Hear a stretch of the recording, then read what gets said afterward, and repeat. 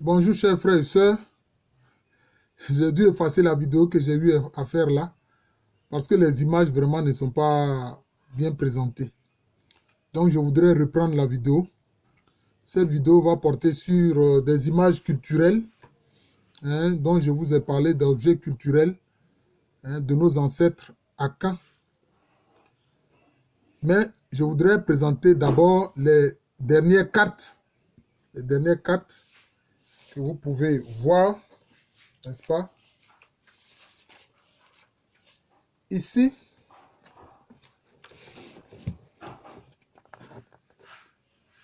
c'est une carte qui présente l'Égypte antique avec au sud la Nubie.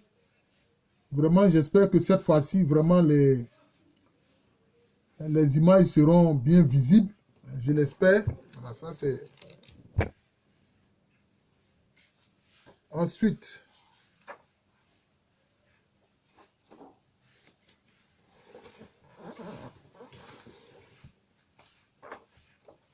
je vais vous présenter une autre carte. Là, c'est une carte vraiment de tout l'espace Akan. Vous voyez, avec, je peux dire, au nord-est, l'espace des Anofo, appelé Tchokosi. Vous voyez, ça c'est tout l'espace Akan. Depuis le Ghana actuel jusqu'en Côte d'Ivoire actuelle, voilà leur espace. Voilà. Je vous remercie.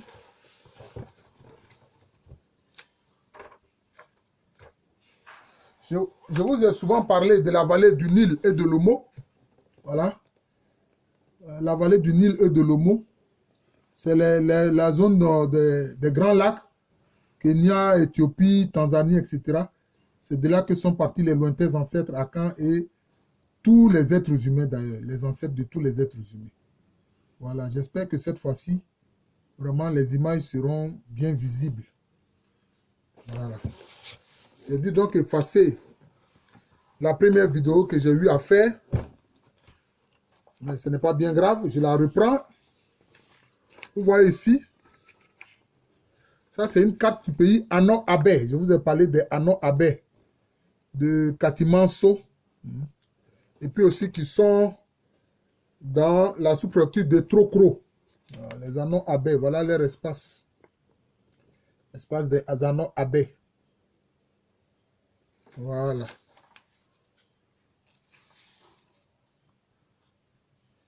Voici notre carte où on voit bien Tchokosi, j'espère. On voit bien Tchokosi. Voilà, Tchokosi, c'est écrit. Tchokosi, voilà. C'est-à-dire les Anofo, qui sont en partie au nord du Togo actuel et en partie au nord du Ghana actuel. Ce sont les Anofo qui sont partis de la région de Prikro en Côte d'Ivoire. J'ai fait une vidéo sur les Anofo Tchokosi. Voilà.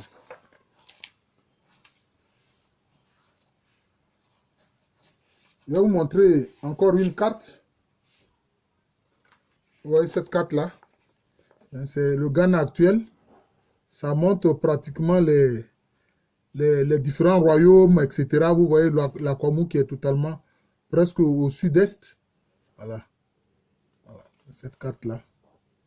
De certains royaumes, l'Ashanti, etc. Le Bron. Voilà. J'espère que cette fois-ci, vraiment, ces cartes-là seront visibles. Je l'espère de tout cœur, vraiment, je l'espère de tout cœur. Et puis, j'ai eu à faire une vidéo sur les Yoruba, les Evé, etc. Donc, ça, c'est la partie la plus à l'est. Je vous montre une carte qui est la plus à l'est possible. Voilà. Je suis obligé de me pencher pour voir si vraiment ça apparaît bien à l'écran. Voilà. Où il y a la cité-État d'Oyo. La cité-État d'Oyo. Voilà. Voilà. Maintenant, comme je l'ai dit, cette vidéo va porter sur des objets culturels des Akans. Parce que souvent chez nos ancêtres, ce sont des objets sacrés. Et ce sont pratiquement souvent des institutions. Ce ne sont pas simplement des objets, mais ce sont des institutions. Il faut comprendre ça comme ça. Ce sont souvent des des institutions. Voilà. J'espère que vous verrez bien. Je vous montre un certain nombre de sabres. Ça, ce sont des sabres du roi Ashanti, qu'on appelle Denchem. C'est le sabre Denchem. Vous voyez, représenter un crocodile. Voilà. Parce que le crocodile est symbole de pouvoir, de l'homme de pouvoir. Le crocodile est symbole de l'homme de pouvoir. On l'appelle aussi Odioka. Quand il mange, ça reste. Voilà. Ça, c'est le sabre du roi des Ashanti, Denchem, crocodile. J'espère que cette fois-ci, tout va bien paraître. Vous voyez ce sabre-là? Ce sabre s'appelle Bosompra. C'est un sabre du roi des Ashanti. Bosompra, c'est le fleuve, c'est un fleuve. C'est-à-dire, Bosompra, c'est-à-dire l'esprit du fleuve Pra. C'est avec ce sabre-là que prêtent serment devant le roi des Ashanti les rois des différents royaumes confédérés. Vous voyez. Voilà. Vous avez un autre sabre du roi des Ashanti. On appelle Krakwasi. C'est-à-dire l'âme de Kwasi. Vous voyez que ça ressemble un peu à ce qui est représenté. C'est un peu comme une sorte de mollusque, d'escargot. Hein, pour montrer justement la patience dont doit faire preuve le roi. Notamment ici le roi des Ashanti. Voilà. Il y a l'une des rares images. Oui, l'une des rares images du roi des... Pardon, plutôt du trône d'or des Ashanti. L'une des rares images du trône d'or des Ashanti. Le Sikadua Kofi. Voici le Sikadua Kofi. J'espère que vous voyez bien. En bas, vous voyez le siège circulaire surmonté du siège rectangulaire avec des figurines. Ces figurines-là représentent des rois que les Ashanti ont vaincus. Notamment le roi Orosa du Bana. Et puis aussi un roi du Bronze Diamant qu'ils ont vaincu. Voilà. Notamment... Oh, j'oublie son nom, mais ce n'est pas bien grave. Voilà. Donc, c'est cela. Ces figurines-là représentent des rois vaincus. Alors, de cette façon-là, il est évident que on ne peut pas oublier. Vous voyez, donc, l'histoire chez nos ancêtres, ce n'est pas seulement une perpétuation de mémoire, mais il y a des objets témoins. Voilà, il y a des objets témoins qui permettent de ne pas oublier.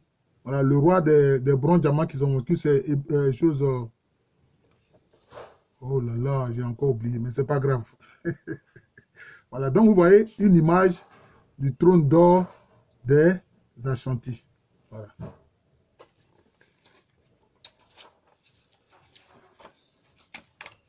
Alors, il y a quelquefois, comme je l'ai dit, certains objets que, voilà, regardez par exemple, j'espère que là aussi ce sera bien vu, vous voyez, c'est un ensemble de sabres, des cimeterres. Ce sont des cimeterres, des sabres. Ça peut être des cimeterres de rois, mais aussi quelquefois de chefs guerriers, hein, de safochene, de chefs guerriers. Alors ces sabres-là prennent différents noms, quelquefois on appelle ça franc, on appelle ça couteau, etc. Vous voyez. Voilà. Quand ça frappe à gauche, c'est que vous êtes coupable. Quand ça frappe à droite, eh bien, vous êtes innocent. Le sabre symbolise non seulement la force militaire du roi, mais aussi son pouvoir de justice. Voilà. J'ai eu à vous parler souvent des Betibé, des Ewotilé et des calcium pilotis qui font. Vous voyez, là, c'est un exemple de calcium pilotis fait par les Betibé et les Ewotilé. Et comme ils se sont aussi installés en pays Haïti, voilà, là-bas aussi, notamment à Tiaba, des exemples de calcium pilotis. Et ils étaient aussi à Abidjan, les Brekegons, voilà, qui sont à Cocody Village. Voilà, un modèle de calcium pilotis qu'ils réalisaient. Donc, c'est sur l'eau. Et ça facilitait justement leur travail de pêcheurs en lagune. Voilà.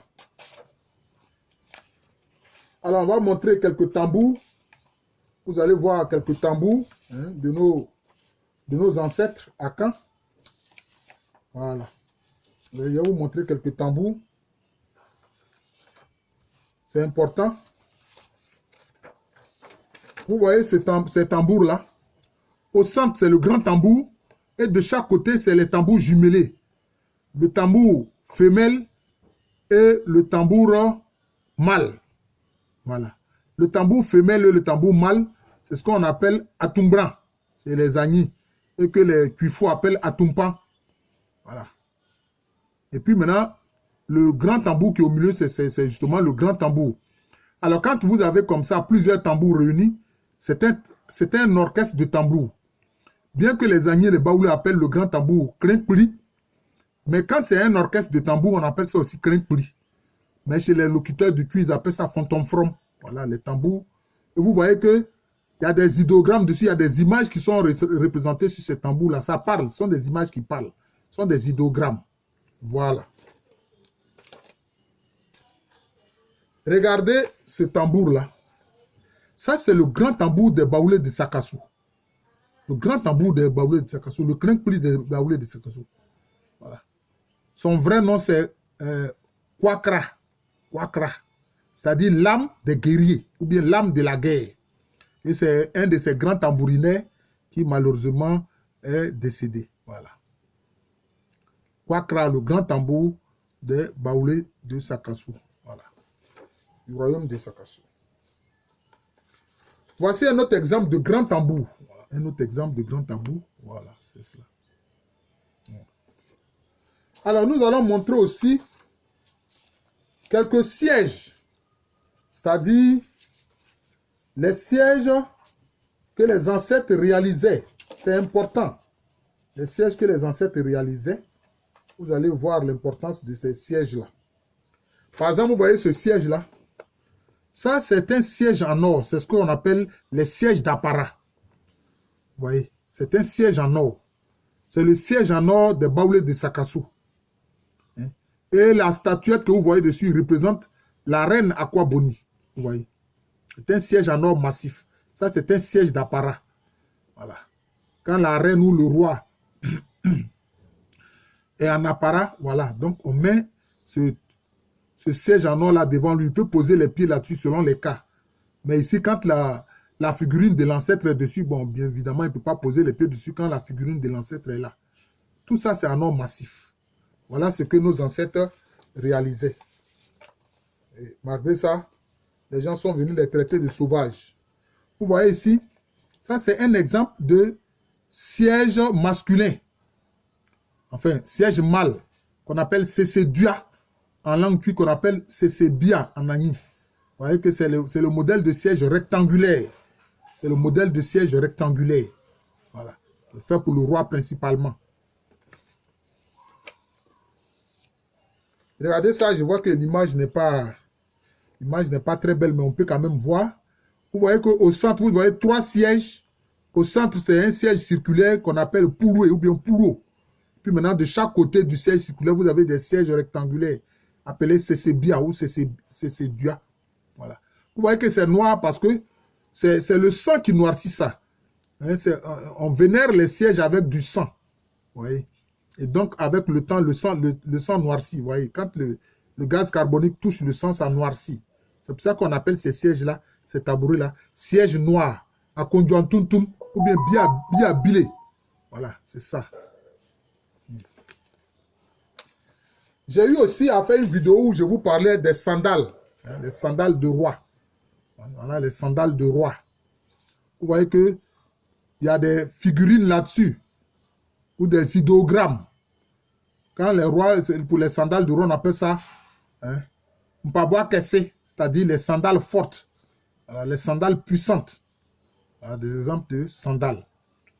Comme ça, quand je ferai des vidéos que je parle de ça, vous pourrez vous référer à ces vidéos sur des images culturelles. Je vais appeler les images culturelles de mes vidéos. Voilà. Comme ça, vous ne me demanderez pas, ben, professeur, vous avez parlé de telles choses, à quoi ça renvoie. Oui. Bon, je vous montre ça. Vous voyez ça? C'est ça qu'on appelle le paquet des poids. Enfin, les gens ont appelé ça improprement les poids à quand à peser l'or, mais non. Ce sont des poids monnaie. Quand vous voyez la figurine, une figurine correspond précisément à une quantité précise de poudre d'or. Vous voyez? Et donc, quand les Akans faisaient le commerce avec les Européens, les compagnies européennes, les Européens pensaient que c'était un troc. que la poudre d'or que les Akans leur donnaient en échange de leurs produits, c'était un objet, une marchandise. Oh non, pour les Akans, c'est une monnaie, la poudre d'or. Donc, on était dans un commerce monétaire et non dans un commerce de troc. Ce fut un vrai quiproquo. Et puis, d'autres ont minimisé ça pour dire que non, les Akans sont idiots. Contre de la pacotille, ils donnent de la poudre d'or. J'ai fait une vidéo pour démentir cela, pour prouver que non. Les objets que les Akans recevaient, c'était des objets importants pour eux. Parce que le fusil, c'est important pour eux. Mais est-ce que vous imaginez combien de jours de travail l'artisan européen faisait ou mettait pour faire un fusil? Voilà. Ça, c'était des interprétations liées au racisme, c'est tout. Voilà. Ce sont les poids monnaies Akan. Et le paquet est appelé Dja en Agni et puis Sana en langue tui. Voilà. Voilà ici une image qu'on retrouve aussi dans les poids monnaies. Les poids, ils sont des poids monnaies, les poids monnaies Akan. Vous voyez que ça représente souvent deux crocodiles qui ont un ventre unique, mais qui ont deux têtes différentes. Vous voyez que ça prend la forme d'une croix avec des croix, avec des crochets. Une croix avec des crochets. Que d'autres ont appelé la croix gammée, mais qu'on appelle aussi la croix accrochée ou bien la croix ancée. Voilà. Cela veut dire quoi? C'est un idéogramme qui veut dire que les crocodiles, là, ça représente la famille ici.